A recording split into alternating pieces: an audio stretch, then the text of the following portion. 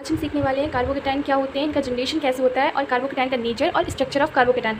तो पहले हम देखेंगे कार्बोकेटाइन का जनरेशन कैसे होता है। जब किसी मॉलिक्यूल में बॉन्ड क्लीवेज हेटेरोलिटिकली होता है तो इससे आपके कार्बोकेटाइन का जनरेशन होता है। हेटेरोलिटिकली बॉन्ड क्लीवेज कब होता है? जब किसी मॉलिक्यूल में जो दो एलिमेंट्स हैं उनके बीच इलेक्ट्रोनेगेटिविटी डिफरेंस होता है। ये बेसिकली जो आपका बी है ये ज़्यादा इलेक्ट्रोनेगेटिव है और जो ए है वो लेस इलेक्ट्रोनेगेटिव है एज़ कम्पेयर टू बी। तो जो ये बी है इस बॉन्ड में जो इलेक्ट्रॉन पेयर हैं उनको लेकर अपने साथ इससे ए से अलग हो जाएगा, जिससे आप देखोगे कि ए के ऊपर प्लस चार्ज आएगा। ऐसे ही हमारे पास कार्बोकेटाइन का जनरेशन होता है। फॉर एग्जांपल जैसे आपका आर का whole thrice C and C L. Okay, आप इसमें देखोगे कि ये जो क्लोरीन है इसकी इलेक्ट्रोनेगेटिविटी ज़्यादा है एज़ कम्पेयर टू कार्बन। तो इसमें जो इस बॉन्ड में जो इलेक्ट्रॉन प्रेजेंट है इससे ये क्लोरीन ले करके इससे अलग हो जाएगा, जिससे आप देखोगे कि यहाँ पे कार्बोकेटाइन का जनरेशन हो रहा है। ठीक है, अब हम देखते हैं नेचर ऑफ कार्बोकेटाइन। तो कार्बोकेटाइन का नेचर क्या होता है? आपने यहाँ पे देखा कि इस जो कार्बन के साथ में बॉन्ड क्लोरीन ने बनाया था इसके साथ दोनों इलेक्ट्रॉन लेकर क्लोरीन इससे अलग हो गया।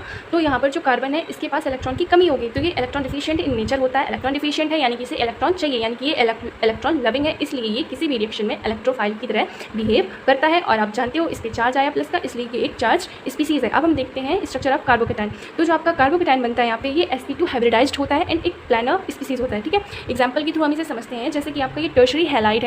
टर्शरी हैलाइड इसमें आप देखो क्लोरीन की इलेक्ट्रोनेगेटिविटी ज़्यादा है एज़ कम्पेयर टू कार्बन। अभी यहाँ पे जो ये आपका कार्बन है ये sp3 हाइब्रिडाइज्ड है। जैसे ही जो ये आपका क्लोरीन है यहाँ पर एक लीविंग ग्रुप की तरह काम कर रहा है। इस क्लोरीन ने क्या किया, इस बॉन्ड में प्रेजेंट दोनों इलेक्ट्रॉन को अपनी तरफ खींच के इस कार्बन से अलग हो गया, जिससे हमने क्या देखा कि वो निकल गया और यहाँ पे हमें टर्शरी कार्बोकेटाइन देखने को मिला। अब जो यहाँ पर sp3 हाइब्रिडाइज्ड कार्बन था अब ये यहाँ पर sp2 हाइब्रिडाइज्ड कार्बन है और अब ये एक प्लेन में आ चुका है। ठीक है, तो इसलिए एक प्लेनर स्पीसीज है।